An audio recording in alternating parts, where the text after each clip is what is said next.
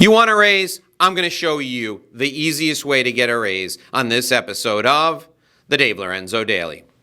Hi, and welcome to another edition of the Dave Lorenzo Daily. This is the show where we come to you every day at 5 p.m. with a new way to grow revenue, improve sales, make a great living, and live a great life. Today, I'm responding to the overwhelming demand from people out in my audience who've asked me to help them go into their boss and get more money. So I'm going to show you the foolproof formula that works every single time for people who want to get a raise. The challenging thing for you is it's not easy to do. You're going to have to make a case and then deliver your case to your boss, and then you're going to have to do some follow-up work. But if you do this exactly the way I've laid it out, you will absolutely 100% get a raise. Okay, so my show is dedicated to helping businesses improve, and businesses only improve when they hire and reward the best employees. So if you're an employee out there and you're not making what you deserve, follow this 3-step formula for asking your boss for a raise, and I guarantee he will say yes every time. So here's the 3-step formula. It breaks down like this: before you have the conversation, during the conversation, and after the conversation. And of course, the conversation is where you ask for the money. So let's talk about what you need to do before the conversation. You're sitting at your desk and you're thinking to yourself, I do so much around here. I deserve more money. What you need to do right now is write down all the areas where you're producing value for the company.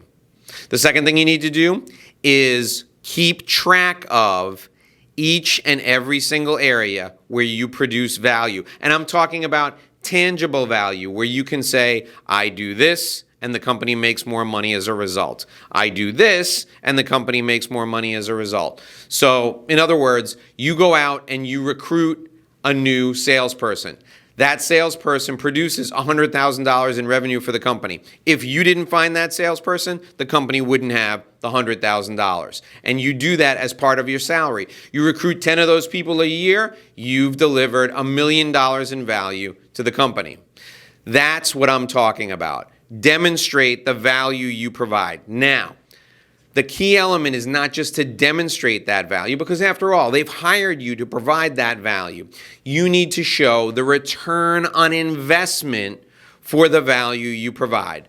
So you've just recruited 10 people, each of whom delivered $100,000 in sales to the company. That's $1 million in revenue. You make $50,000 a year. You're providing a huge return on investment. The company gets $1 million for your $50,000 in pay. That's the return on investment. So everything you do, you have to track a return on investment. All the activities you do as part of your daily work, you track the return on investment. The third thing I want you to do is I want you to find 10 additional ways over and above what you're currently getting paid to do. Find 10 additional ways to deliver value to your company. You got to find them. You got to go out there and search for 10 new ways to provide value. 10 things that aren't part of your current job description.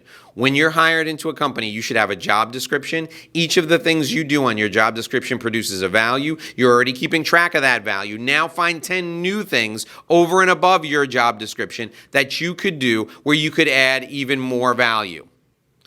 I want you to immediately, right now, start acting on at least 5 of those 10 new ways to provide value. So you're a recruiter in a company. Your job is to recruit new salespeople. You recruit 10 new salespeople. You got to find 10 new things to do to deliver additional value. So what you're going to do is you're going to go out and you're going to do some selling on your own, and you're going to find new clients. That's one thing you're going to do. The second thing you're going to do, you're going to help the company source new vans for those salespeople to drive around in, and you're going to find a way to get vans at a discount. That's the second thing you're going to do. So you're finding 10 other things to do over and above your job description, and you're going to immediately start doing 5 of them. The fifth thing you're going to do is you're going to research your position in the market, and on a graph, you're going to plot exactly where your pay is. There's a pretty good chance your pay is in the middle of the pay scale for your position in the market. You're going to plot that on a graph. The next thing you're going to do is you're going to make charts and graphs showing where you are, showing where everybody else is in the market, your competitor analysis, where the competitors are, the people who are getting paid to do your job in the market are, and then you're going to show the value that you're currently doing and the return on investment. So what you're doing now is you're showing where you are in the market, you're showing where your competitors are in the market, and if you're in the middle or below the middle, you have a good case already. The final thing you're going to do is you're going to rehearse your money conversation. You're going to start to rehearse the conversation that you are going to have with your boss to receive additional compensation. Here's what the conversation should sound like.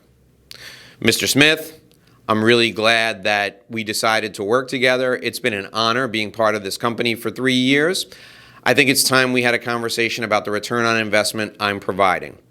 As you know, in my role, I make $50,000 a year, and I recruit salespeople. The last 10 salespeople I recruited each had a book of business that was $100,000 a year or more. So I've delivered over $1 million in value in my role as a recruiter. That's a pretty good return on the $50,000 a year investment. In addition, I've looked at the market and I found that other recruiters in my position make on average about $75,000 a year. So I'm being compensated below the average for someone in my role.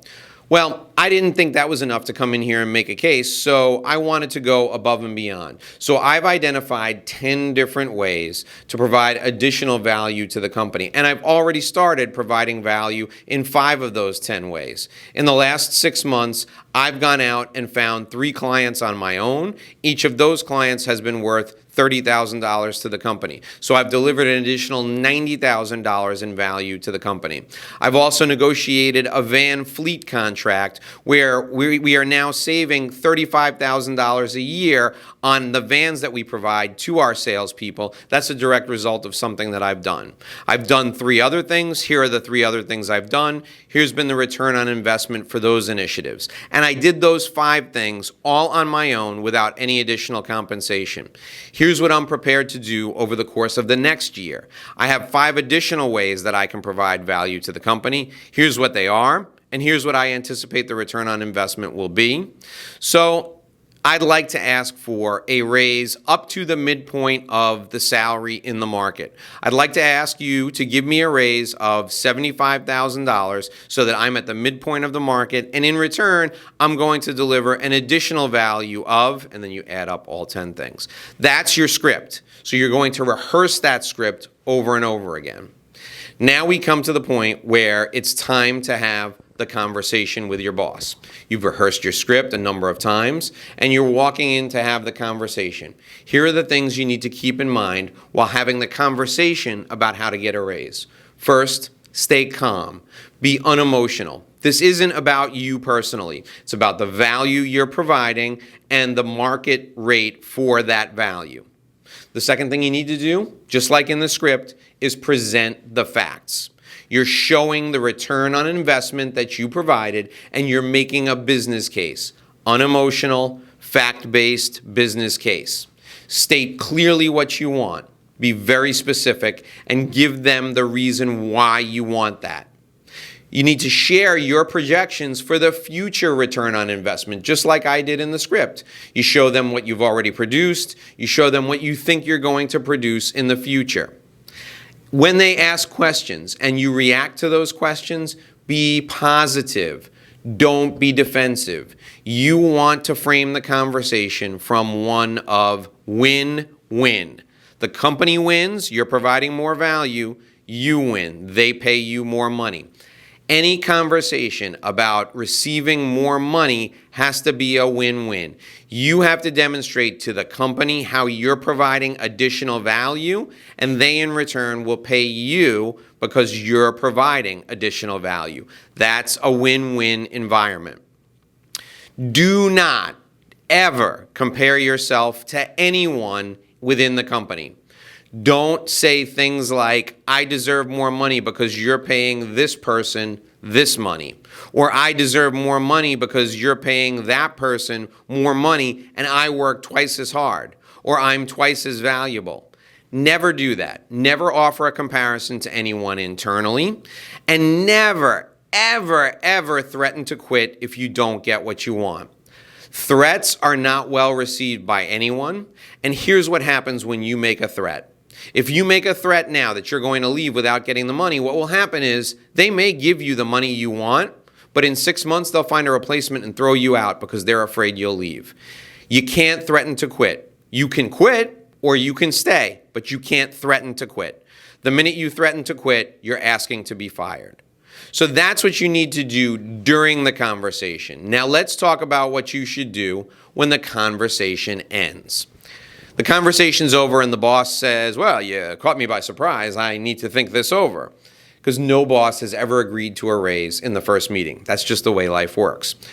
The boss is going to think it over. So you need to immediately start performing the new tasks you told them you would do. So you gave them 10 things you would do, 5 you're currently doing, and 5 you're going to do in the future. Well, the future is now. Start doing the 5 additional things you promised you would do for the added value. Schedule a follow-up meeting. Schedule a meeting to get a resolution to this. So it could be a week, it could be 2 weeks, whatever the boss thinks is appropriate. Agree to meet and talk about what the future will look like and what the compensation will look like. At that follow-up meeting, you're going to tell the boss, hey, I already started doing the 10 things we talked about, the 5 I was doing before. Here are the 5 that I told you I would do in the future. Well, I already started doing them. At the follow-up meeting, you're also going to discuss how it's going with those 5 things. And if you have an additional return on investment to report, you should report it then as well. And at the follow-up meeting, if you have additional return on investment you can demonstrate, you should talk about it at that time as well. If the boss decides you're not going to get a raise, you should go for a bonus instead. So you should say, I know I asked for a raise up to the midpoint of the salary. I understand that you didn't think this was the appropriate time. How about this? How about if I deliver an additional $1 million in value, you pay me a one-time bonus of $50,000? After all, a one-time bonus is better than nothing, and at least you've gotten the company to recognize the value you're providing. Finally, if they decide that you're not getting any raise and they decide that they're not going to compensate you in any way, you've got a decision to make.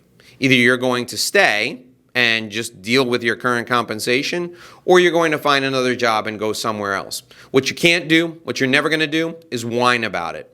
It is unproductive for you to complain that they didn't give you a raise. It is unproductive for you to whine to the boss or to anyone else about your compensation. People who whine about their compensation end up getting fired. You never, ever get a raise as a result of whining or complaining. If you make a fact-based case, as I've laid it out here today, you have a really good chance. In fact, it's almost a guarantee that you will get a raise by following each of these steps to the letter. Provide a return on investment over and above your job description, document the return on investment, and show the boss what you're doing. He will almost certainly give you a raise. And if he doesn't, and you decide to leave and go somewhere else, the person that you're going to will recognize your value. If you're a sales professional and you want to discover the secret to sales success, you need to watch this video right now. This video will tell you exactly what you need to do. This video is my insider secret to sales success. Watch it, enjoy it, and go get that raise.